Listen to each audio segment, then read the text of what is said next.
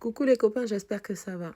Je voulais vous parler de plusieurs choses. Alors, je pense que je vais faire plusieurs petites vidéos, mais on va commencer d'abord par l'intimité.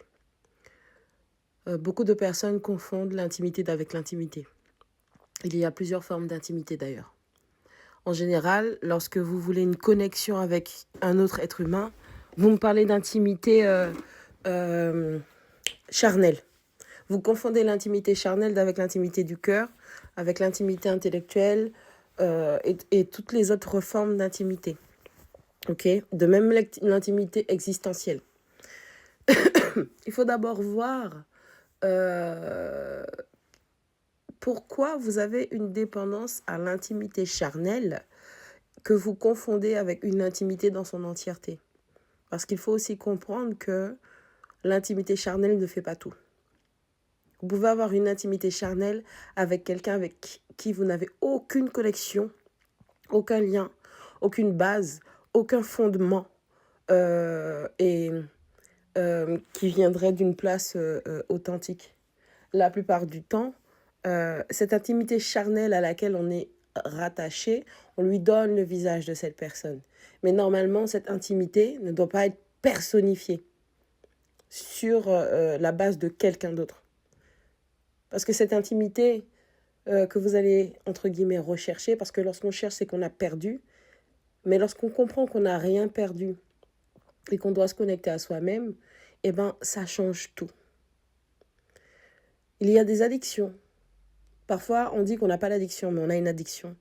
Et une addiction, c'est pas parce que tu le prends H24 toutes les secondes. C'est pas ça. Il y a des addictions où certaines personnes, que ce soit des substances ou autres. Et là, on est dans le cadre de l'intimité charnelle. Il y en a qui vont le consommer à outrance parce qu'il y a une douleur, une blessure non identifiée, non comprise, non acceptée, non vue, non comprise, non entendue, non écoutée. Parfois, cette addiction, elle peut aller du fait qu'on en consomme une fois comme ça, une fois tous les mois, une fois tous les 6 mois, une fois tous les 2 ans. Tout comme, et c'est à outrance. Et il faut savoir reconnaître lorsqu'on a une addiction. Parce que votre guérison aussi va dépendre de votre... comment dire ça, du fait que vous soyez, voilà, de votre authenticité, du fait que vous soyez authentique avec vous-même. Et être authentique avec soi-même, c'est voir sa propre vérité, voir sa propre vie et accepter que ce soit ça. Parce que pour pouvoir transformer les choses, pour pouvoir changer les choses, améliorer les choses, il faut savoir accepter. Et c'est pas facile, je le conçois. Nous sommes tous des êtres humains.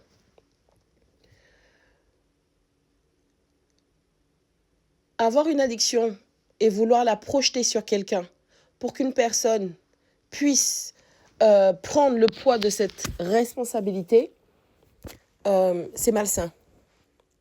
Et là, on va parler plutôt aux personnes qui vont utiliser l'intimité charnelle pour avoir le dessus, pour avoir le contrôle ou pour maintenir, piéger quelqu'un.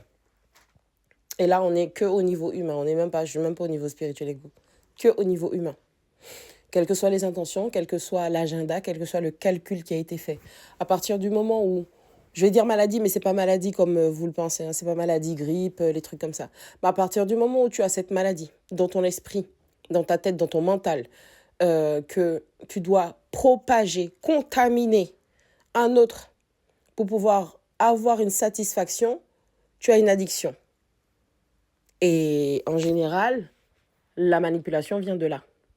C'est un esprit malade qui, pour se sentir mieux dans sa maladie, a besoin que les autres soient malades et aient son point de vue. La vie et le point de vue des autres, ça compte pas. C'est le sien.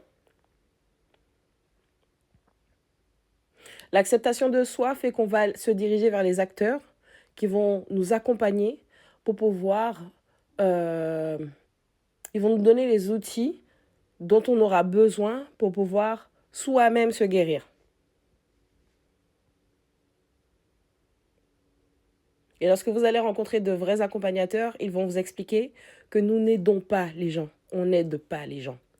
On accompagne les gens. Parce que nous sommes, encore une fois, des êtres humains. Et chaque être humain a sa part, a ses responsabilités, a sa propre vie. Il faut savoir comprendre ça et l'intégrer pour pouvoir avancer sur votre chemin.